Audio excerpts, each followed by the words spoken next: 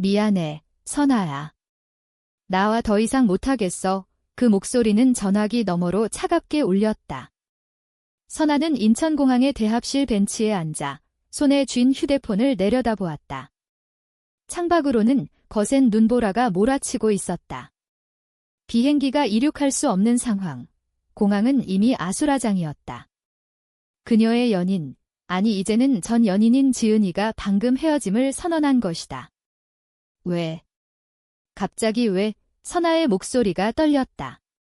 하지만 대답은 없었다. 전화는 끊어졌다. 눈물이 주르륵 흘러내렸다. 주위 사람들은 각자의 짐을 끌며 바쁘게 움직였지만 선아에게 세상은 정지된 듯했다. 그녀는 서울로 돌아가려던 비행기를 기다리다 이 눈보라에 갇혔다. 이제는 돌아갈 이유조차 사라졌다. 선아는 28살, 서울의 한 IT 회사에서 일하는 평범한 여성이었다. 그녀의 삶은 늘 바빴다. 출퇴근 지옥, 상사의 잔소리, 그리고 숨겨야 하는 자신의 성 정체성. 한국 사회에서 레즈비언으로 사는 건 쉽지 않았다. 가족들은 모르고 친구들도 일부만 알았다. 지은이와는 2년 사귀었지만 최근 들어 다툼이 잦아졌다. 지은이는 사회가 우리를 받아주지 않아 라고 말하곤 했다. 선아는 그 말을 이해하면서도 사랑으로 이겨낼 수 있다고 믿었다. 하지만 이제 모든 게 끝났다. 공항 안은 추웠다. 난방이 작동 중이지만 창문 틈으로 스며드는 바람이 뼈를 에었다. 선아는 코트를 여미고 커피숍으로 향했다. 줄이 길었다. 앞에 서 있는 여자가 눈에 띄었다. 긴 검은 머리, 세련된 코트 차림. 그녀는 커피를 주문하며 미소를 지었다. 아메리카노 하나요. 뜨겁게 목소리가 부드러웠다. 선아는 무심코 그녀를 바라보았다. 그 여자, 선우는 30살, 부산 출신의 작가였다. 그녀는 서울로 가는 비행기를 기다리다 눈보라에 갇혔다. 선우의 삶은 자유로웠지만 외로웠다. 그녀도 레즈비언이었지만 공개적으로 살지 않았다. 가족의 기대, 사회의 시선이 무거웠다. 커피를 받으려던 순간 선아의 가방이 넘어지며 내용물이 쏟아졌다. 책, 지갑, 그리고 지은이와의 사진. 선아는 당황하며 주우려 했지만 눈물이 다시 고였다. 그때 선우가 다가왔다. 괜찮아요. 도와줄게요. 그녀는 무릎을 꿇고 물건을 주었다. 사진을 보더니 살짝 미소를 지었다. 예쁜 커플이네요. 하지만 슬퍼 보이시네요. 선아는 놀라서 고개를 들었다. 낯선 사람이 이렇게 친절하게. 감사해요. 선아가 중얼거렸다.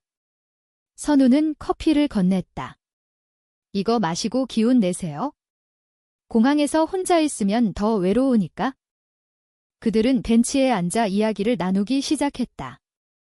선우는 자신의 소설 이야기를 했다. 저는 사랑 이야기를 쓰는데 현실은 항상 복잡하죠. 한국에서 특히 선아는 고개를 끄덕였다. 저도. 비슷해요. 대화는 자연스럽게 흘렀다. 눈보라는 여전했지만 그들의 대화는 따뜻했다.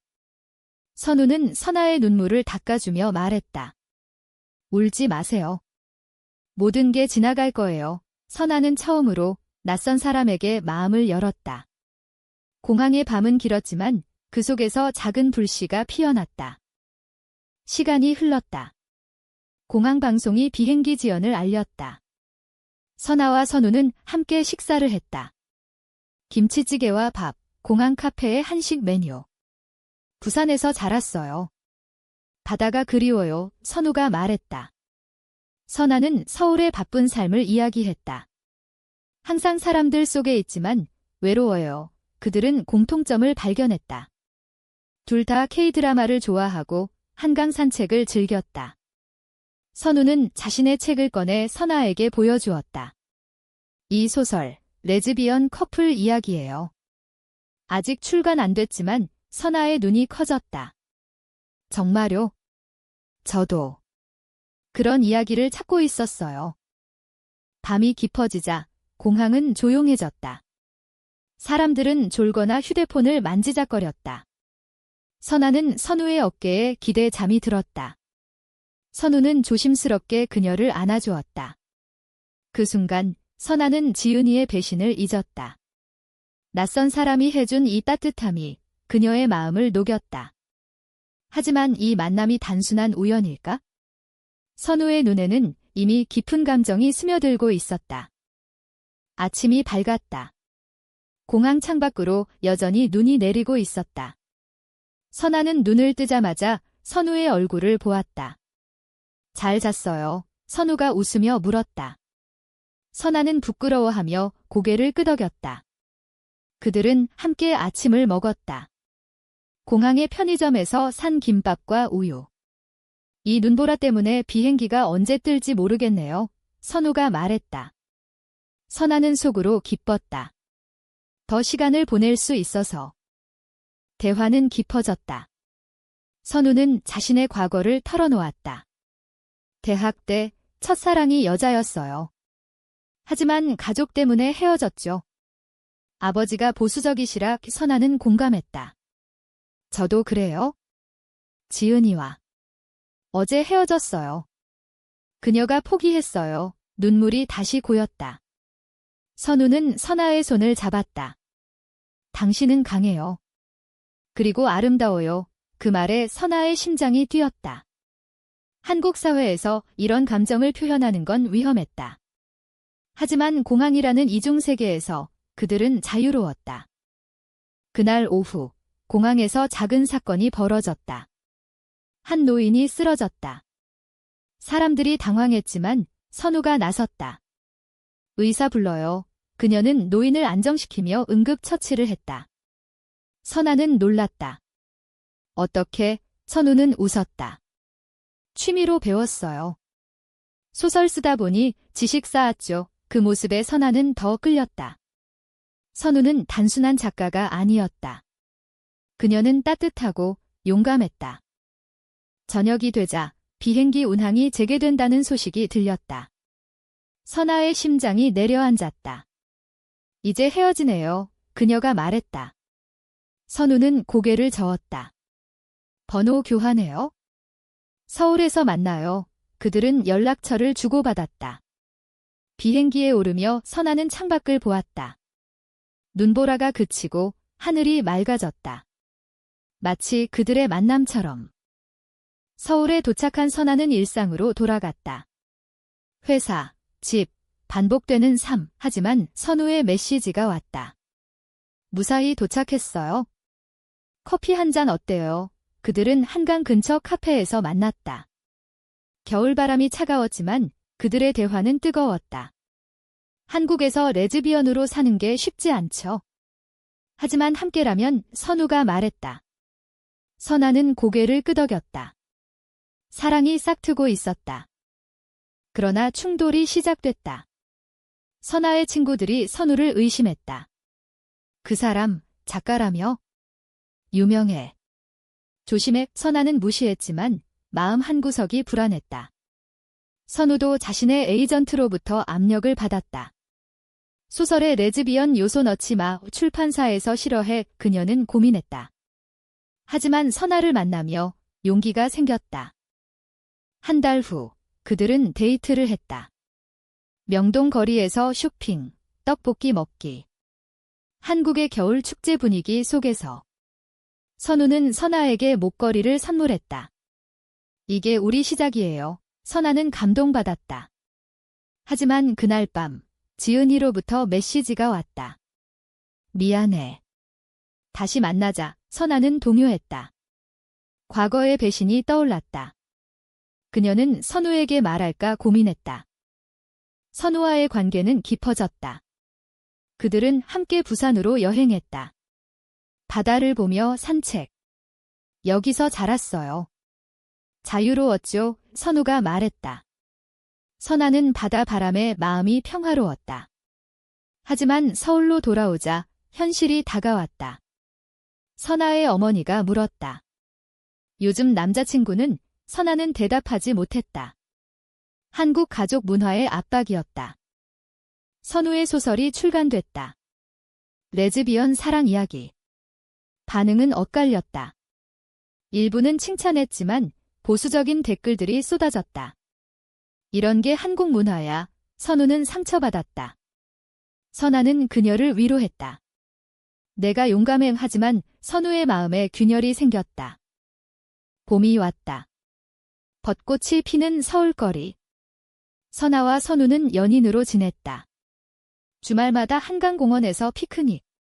너와 함께라면 모든 게 아름다워. 선우가 속삭였다. 선아는 행복했다. 하지만 지은이의 메시지가 계속 왔다. 후회해. 용서해줘. 선아는 무시하려 했지만 과거의 상처가 아팠다. 고조되는 감정 속에서 선우의 소설이 베스트셀러가 됐다. 인터뷰 요청이 쇄도했다.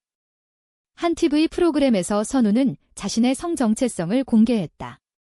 저는 레즈비언입니다. 이 소설은 제 이야기예요. 방송 후 논란이 일었다. 네티즌들은 비난했다. 한국에서 왜 그런 걸 공개해? 선우의 가족도 연락했다. 부끄러워.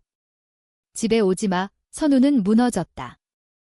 선아는 선우를 안아주었다. 함께 이겨내자. 하지만 선아 자신도 두려웠다. 회사에서 소문이 돌았다. 선아 씨, 그 작가랑 사귀는 거야? 상사가 물었다. 선아는 부정했지만 스트레스가 쌓였다.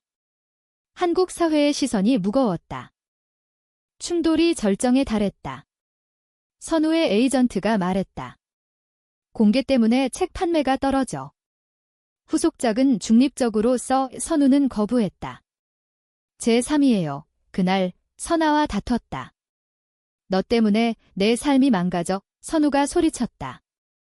선아는 충격받았다. 나 때문에 눈물이 흘렀다. 그리고 배신이 왔다. 지은이가 선아를 찾아왔다. 선우는 너를 이용할 거야? 그녀 소설에 내 이야기 넣었대. 선아는 믿지 않았지만 선우의 원고를 보았다. 거기엔 공항 만남이 적혀 있었다. 이게 나야. 선아는 배신감을 느꼈다. 선우에게 따졌다. 나를 소재로 썼어. 선우는 울며 말했다. 영감이었어. 사랑해서. 선아는 헤어지자고 했다. 믿을 수 없어. 그녀는 집으로 돌아갔다. 봄비가 내리는 밤, 선아는 울었다. 선우도 마찬가지였다. 한국의 문화 속에서 사랑은 너무 취약했다. 하지만 선우는 포기하지 않았다. 그녀는 새 소설을 썼다. 선아에게 바치는 이야기. 미안해. 내가 없으면 안 돼의 편지를 보냈다. 선아는 읽고 마음이 흔들렸다. 여름이 왔다. 더운 서울거리. 선아는 선우를 피했다. 회사 일에 몰두했다. 하지만 마음속엔 빈자리가 컸다. 지은이와 재회했지만 예전 감정이 없었다. 미안해, 지은아. 난 선우를 사랑해. 그녀는 헤어졌다. 선우는 부산으로 돌아갔다. 바다를 보며 반성했다. 내 욕심 때문에 그녀는 소설을 수정했다. 공개를 미루고 선아를 찾았다. 용서해줘. 서울에서 만난 그날 비가 왔다. 내가 없으면 나도 없어. 선우가 말했다. 그들은 화해했다.